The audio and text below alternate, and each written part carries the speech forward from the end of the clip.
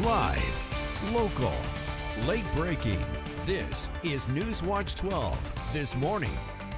Good morning. The time is 6:30 on December 1st. Welcome to Newswatch 12 this morning. I'm Carlos Murrieta. We're first taking a live look out at Ashland from the Oregon Shakespeare Festival. We first want to turn over to Storm Tracker 12 meteorologist Sarah Kretz for a look at our Mondays. And Sarah, I know all morning you've been saying it's cold, but are we looking at freezing temps this morning? Oh, freezing temps are definitely there for, I'd say, the majority of the region. And Klamath Falls is kicking off that holiday spirit now that we're finally into December. We've got a lot going on this week, but one thing in Klamath Falls is this morning is rather chilly. Only 18 degrees, getting ready to head out the door. Lakeview is at 16. Over to Medford, 29. 22 to Montague. Grants Pass at 36. We're seeing 45 into Brookings and Gold Beach. When we looked over to Klamath Falls, we were seeing mainly clear skies, and most of the region is waking up with those conditions, with the exception of areas into our west side valleys where we are tracking out low-level clouds and even some fog. Most of that is into Josephine County this morning, and we are even seeing some into the Rogue Valley as well, but not as much into Jackson County for us this morning. But do expect to see anywhere into your west side valleys the possibility for that patchy fog this morning. We should see improvements throughout your morning today, not warming up too much, only in to the lower 50s for those highs. So that means most of your afternoon is going to be into the 40s today, so rather chilly. We have a high of 50 for Medford, 52 to Grants Pass. Brookings will be at 60, Klamath Falls 47, 51 for Yreka, 60 along the coast today. And the next few days, we are remaining very quiet when it does come to our weather. We'll see more mix of sunshine and clouds into your Tuesday, mostly cloudy into Wednesday, and those mornings are going to be rather chilly as well. And like I mentioned, we have lots of holiday events around the region kicking off this week as we're getting closer to Christmas. So I'll let you know what to expect later today if you're heading outdoors. But right now, back to you, Carlos. Thank you, Sarah. News this morning, millions of SNAP food benefit recipients may soon have to meet new work rules to keep their benefits. The Republican-backed Big Beautiful Bill now requires at least 80 hours of activity each month for a much wider group of people. A Congressional Budget Office report says that will mean 2.4 million fewer people getting benefits on average each month.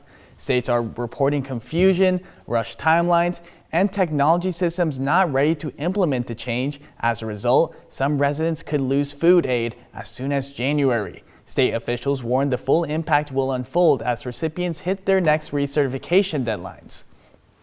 And Oregon State Police released new details about deadly crash on Highway 140 near milepost 16 in Klamath County that killed 2 people. Troopers say just before 1 o'clock on Wednesday afternoon, 2 cars pulled into the eastbound lane to pass traffic. One clipped the other, sending a car rolling off the road and into a nearby field. 2 people in that vehicle died at the scene. The second car carried an adult and 2 young children who were not hurt. The highway was closed for about 6 hours during the investigation. Moving on to a traffic alert, a lot of us follow GPS devices or maps while driving, but when it comes to road closures and driving through winter weather, they can't always be trustworthy. And that's why Jackson County is reminding us that drivers about the dangers. When conditions deteriorate on I-5, GPS apps often reroute drivers onto high mountain roads that are steeper and far more dangerous. Roads may look like shortcuts on your screen, but they are not the safest route, as many are not maintained at night. Jackson County officials say if your GPS suggests a back road during a storm, don't take it, stay on main routes, and only travel if you're properly equipped with chains, warm clothes, food, and emergency supplies, and always let someone know where you're going. And as many of us are getting ready to head out the door this morning, the city of Medford has released a schedule of road work around the city, and it may impact your morning commute. Newswatch 12, Danny Stepanovich is joining us live in studio to give us a traffic update this morning. Danny, how's the traffic looking? Morning, Carlos. The good news is that there's only one street closure that won't take effect until later tonight, but plenty of lane closures. Starting on Stewart Avenue from King Street to South Oakdale Avenue, lane and sidewalk closures will be in effect starting today through the 4th from 7 a.m. to 5 p.m.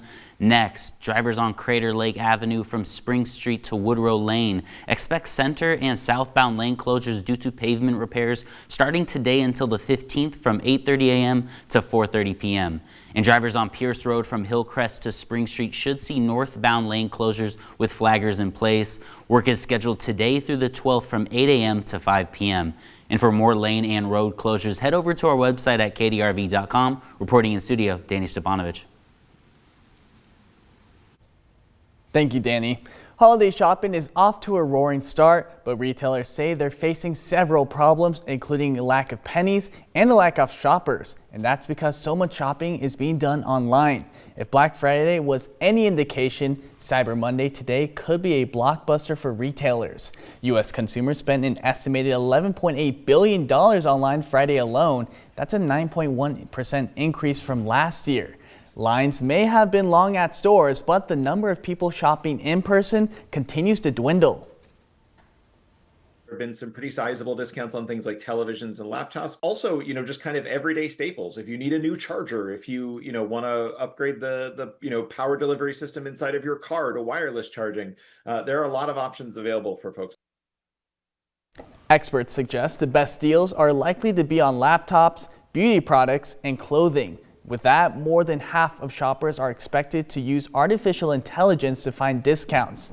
U.S. shoppers are expected to spend more than $14 billion online today, 6% more than last year.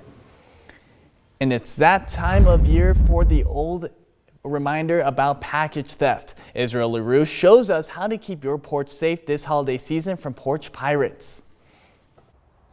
As online orders increase and packages start showing up at people's front doors, according to the U.S. Postal Service, about 1 in 4 people were a victim of package theft in 2024, and more packages come with a higher risk for theft. Do not be alarmed. That was my own package I took. But really, this is a serious problem that security experts see all the time. During the holidays, we see a huge spike in crime across the board.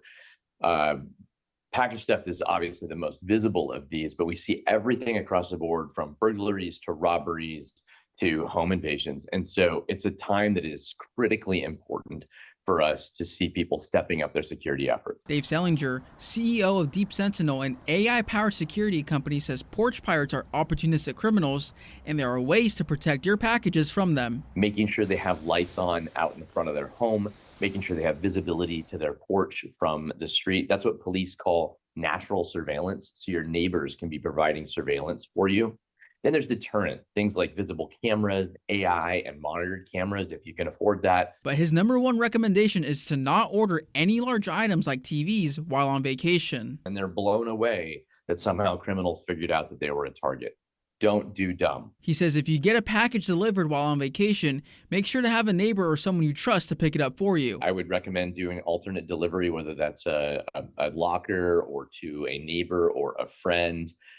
Number 2 would be asking neighbors to check on the regular. But again, remember that package theft takes on average 15 to 25 seconds. It is so fast. So to reduce the risk of holiday gifts being stolen this season, take the necessary security steps to keep your home safe. Reporting in Eugene, I'm Israel LaRue. And moving into our health watch, the holiday season is often associated with family comfort and joy, but it can be a difficult time for anyone struggling with their mental health. The Oregon Health Authority is sharing several resources for those in need of support this time of year. The Senior Loneliness Line of Oregon is available from 5:30 a.m. to 11:30 p.m. daily. The Oregon Youth Line is also available 24/7, offering confidential support for younger people experiencing loneliness. 988 is also always available for additional mental health support, and OHA says help is always just a call away. And the Talon Holiday Market made its return after a 2-year hiatus, hosted in the Talon Elementary School gym and cafeteria. The 2-day event featured 50 local vendors, each offering something different. The market also provided a special opportunity for business owners and local shoppers. Ashland, Phoenix, they've gone through a lot, and I think that the community is very strong here, and I think it means a lot that we've had such a great show out for people coming to support small businesses on a crazy shopping weekend. He went on to say community support is what makes events like this so important.